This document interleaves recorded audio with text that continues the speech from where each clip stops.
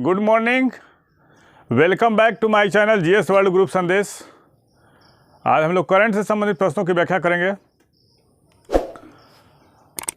किस देश ने अमेरिका, फ्रांस और जर्मनी सहित 10 विदेशी राजदूतों को अवांछित घोषित किया है? तुर्की।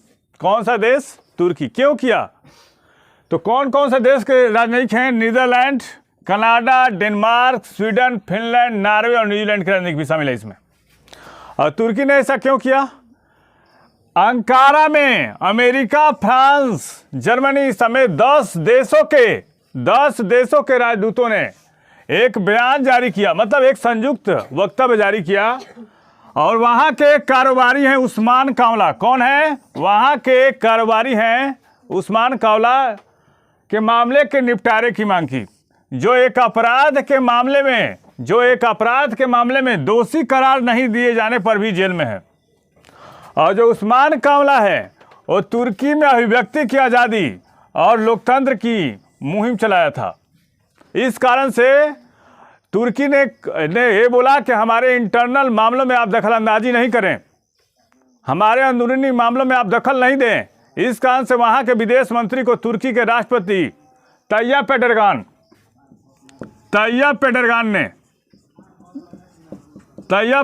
ने अपने विदेश मंत्री को बोला कि इन 10 देशों के राजदूतों को बाहर निकाल दिया जाए।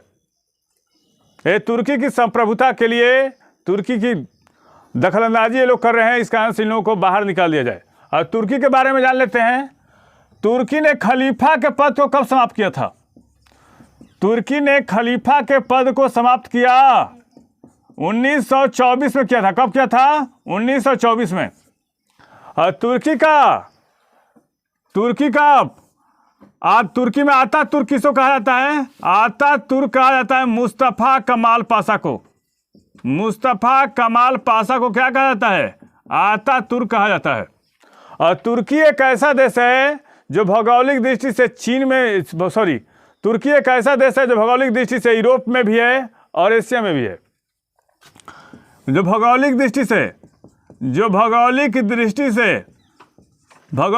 से एशिया में भी है और यूरोप में भी है। एशिया और यूरोप में भी है। तुर्की की राजधानी कहाँ है? तुर्की की राजधानी है अंकारा। तुर्की की राजधानी तुर्की की राजधानी कहाँ है? अंकारा है। और तुर्की की भूमध्य सागर के किनारे है। तुर्की भूमध्य सागर के किनारे है। तुर्की किसके किनारे है? और पश्चिम का द्वार तुर्की के किस शहर को कहा जाता है? इस्तांबुल को कहा जाता है। इस्तांबुल को कहा जाता है। और तुर्की को अभी हाल फिलहाल में FATF के ग्रे लिस्ट में डाला गया है। FATF के ग्रे लिस्ट में डाला गया है। किसको? तुर्की को। और FATF का सदस्य भी था तुर्की। और FATF में कितने देश हैं? 39 देश हैं। FATF में कितने देश हैं? 39 देश हैं। नेक्स्ट क्वेश्चन पे आते हैं। T20 विश्व कप के इतिहास में सर्वाधिक विकेट लेने वाले खिलाड़ी कौन बन गए हैं? तो बन गए हैं साकिब अल हसन। ये कहाँ के हैं? ये है बांग्लादेश के। साकिब अल हसन कहाँ के हैं? ये बांग्लादेश के हैं। इससे पहले किसका रिकॉर्ड था? इससे पहले पाकिस्तान के शाहिद अफरीदी का था, जिन्होंने 34 मैचों में 39 विकेट लिए थे। लेकिन साकिब अल हसन ने 41 विकेट लिए हैं। कितना है? 41। अभी T20 विश्व कप कहाँ हो रहा है? UAE में हो रहा है। कहाँ हो रहा है? UAE। और संयुक्त अरब अमीरात जो है कितने अमीरात से मिलकर बना है? 7 अमीरात से मिलकर बना है। कितना? 7 अमीरात से मिलकर बना हुआ है।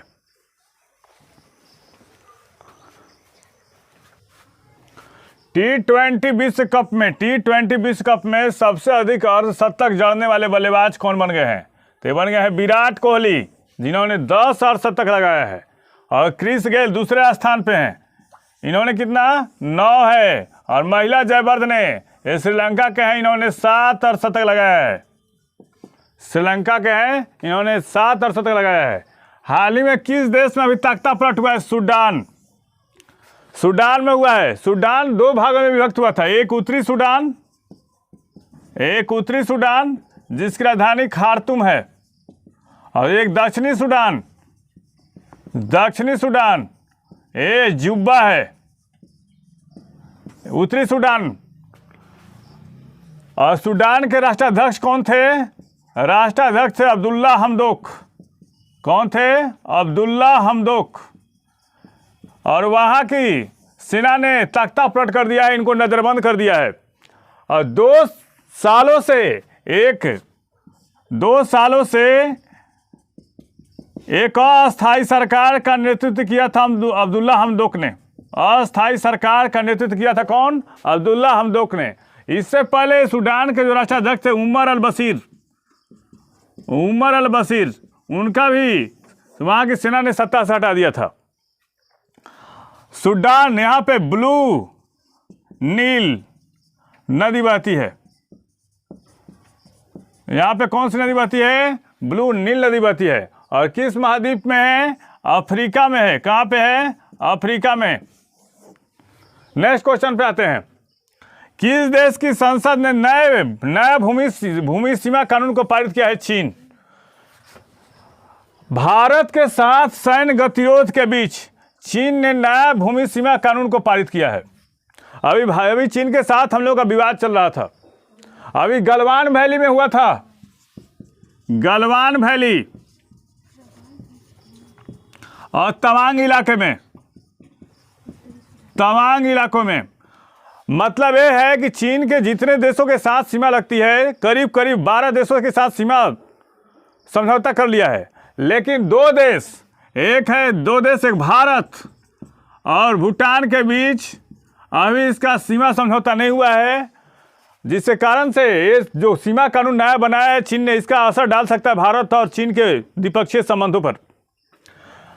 तो भारत के साथ सैन्य गतिरोध के बीच चीन ने नया भूमि सीमा कानून पारित किया है और देश की संप्रभुता और क्षेत्रीय अखंडता को पवित्र और अक्षुण्ण बताते हुए चीन की संसद कौन है? National People's Congress. चीन की संसद कौन है? नेशनल पीपुल्स कांग्रेस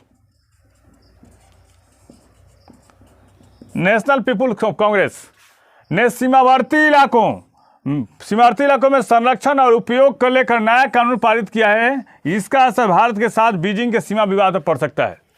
और चीन के साथ जो लगती है भारत की सीमा है, उसको क्या कहता है? उसको LAC कहा जाता है, लाइन ऑफ एक्चुअल कंट्रोल। और भारत के साथ चीन की सीमा को 3 रूपों में निर्धारित करते हैं।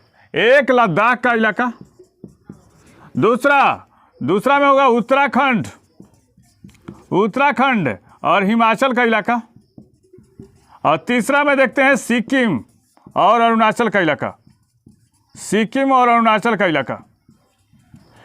भारत और चीन के बीच सीमा विवाद जो हुआ, विवाद का जो महत्वपूर्ण है हम लोगों के देश के साथ यानी भारत के साथ, एक लद्दाख का इलाका है, दूसरा है उत्तराखंड और हिमाचल का है, और तीसरा सिक्किम और अरुणाचल का है। इन क्षेत्रों से भारत और चीन की बीच है वो सीमा मिलती है। कौन कौन इलाके में? लद्दाख में मिलती है, उत्तराखंड और हिमाचल में मिलती है, और सिक्किम और अरुणाचल में।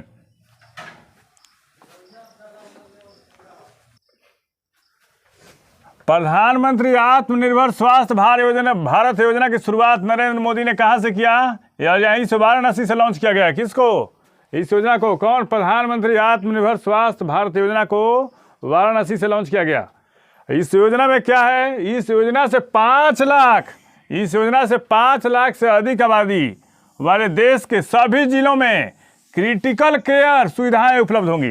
5 लाख से अधिक आबादी होगा, वहाँ पे क्रिटिकल केयर सुविधा उपलब्ध कराया जाएगा।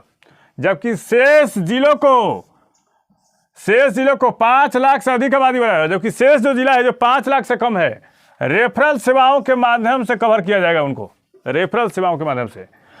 ये योजना कौन? प्रधानमंत्री आत्मनिर्भर स्वास्थ्य भारत योजना का लक्ष्य ब्लॉक, जिला, क्षेत्रीय और मेट्रोपॉलिटन क्षेत्रों में राष्ट्रीय स्तर पर निगरानी प्रयोगशालाओं का एक नेटवर्क विकसित करके एक IT सक्षम रोग निगरानी प्रणाली का निर्माण करेगा। कौन करेगा? योजना करेगा। नेक्स्ट क्वेश्चन पे आते हैं। हाल ही में संयुक्त राष्ट्र संघ ने किस देश के लिए एक विशेष ट्रस्ट फंड की स्थापना की है? तो अफगानिस्तान।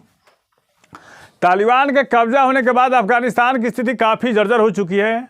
वहाँ के लोग भूखे मर रहे हैं और वहाँ की अराजकता की स्थिति है। इसलिए संयुक्त राष्ट्र संघ ने एक फंड की घोषणा की है, एक विशेष ट्रस्ट का, क्योंकि अफगानिस्तान में पुनर्वास के कामों को फिर से चलाया जाए। अफगानिस्तान में जो लोग रोग से पीड़ित हैं, जो भूखे मर रहे हैं, उनको सुविधा उपलब्ध कराया जाए। बीसीसीआई की गवर्निंग काउंसिल की बैठक में आईपीएल के लिए कितनी नई टीमों की घोषणा की गई है? तो 2 टीमें। कौन कौन? एक है लखनऊ और एक है कौन? अहमदाबाद। और 7090 करोड़ रुपए में आरपीजीएस को मिला है लखनऊ, और सीबीसी कैपिटल ने अहमदाबाद को खरीदा है।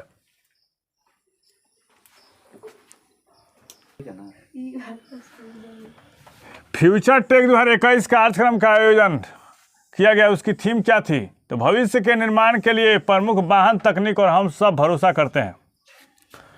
इसका उद्घाटन किसने किया? इसका उद्घाटन केंद्रीय इलेक्ट्रॉनिक्स एवं सूचना प्रौद्योगिकी और कौशल विकास एवं उद्यमिता राज्य मंत्री Shri Rajeev Chandrasekhar future tech 2021 digital, इसका उद्घाटन कौन किया है? तो इसका उद्घाटन किया उद्यमिता राज्य मंत्री श्री राजीव चंद्रशेखर ने उद्घाटन किया इसका। और फ्यूचर टेक 2021 डिजिटल प्रौद्योगिकियों पर एक अंतर्राष्ट्रीय सम्मेलन और प्रदर्शनी है। क्या है? फ्यूचर टेक 2021 जो है डिजिटल प्रौद्योगिकियों पर एक अंतर्राष्ट्रीय सम्मेलन और प्रदर्शनी है, जिसका आयोजन CII confederation of Indian industry द्वारा किया जाता है। नेक्स्ट क्वेश्चन पे आते हैं। इंडियन सुपर लीग के इतिहास में किसी क्लब के पूर्णकालिक कोच बनने वाले पहले भारतीय कौन बन गए हैं? तो ये बन गए हैं खालिद जमील। कौन बन गए हैं? खालिद जमील बन गए हैं। नेक्स्ट क्वेश्चन पे आते हैं। जम्मू IIT के नए परिसर का उद्घाटन किसने किया है? तो अमित शाह ने किया है। अमित शाह अभी जम्मू और कश्मीर के 3 दिवसीय दौरे पर हैं, और यह यात्रा जो है जम्मू कश्मीर के एक नेता प्रेमनाथ डोगरा के जन्मदिन के अवसर पर की गई है। और इनको क्या कहा जाता है? प्रेमनाथ डोगरा को शेर डुगर कहा जाता है। क्या कहता है? शेर डुगर कहा जाता है।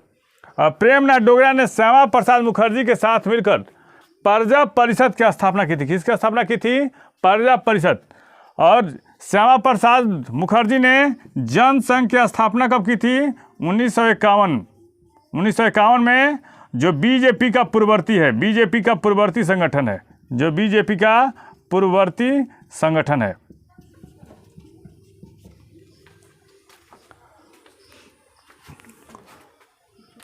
इस चैनल के माध्यम से सही विषयों का तथ्यपरक विश्लेषण किया जा रहा है। आप हमारे चैनल से जुड़िए, इसको लाइक कीजिए, सब्सक्राइब कीजिए। धन्यवाद।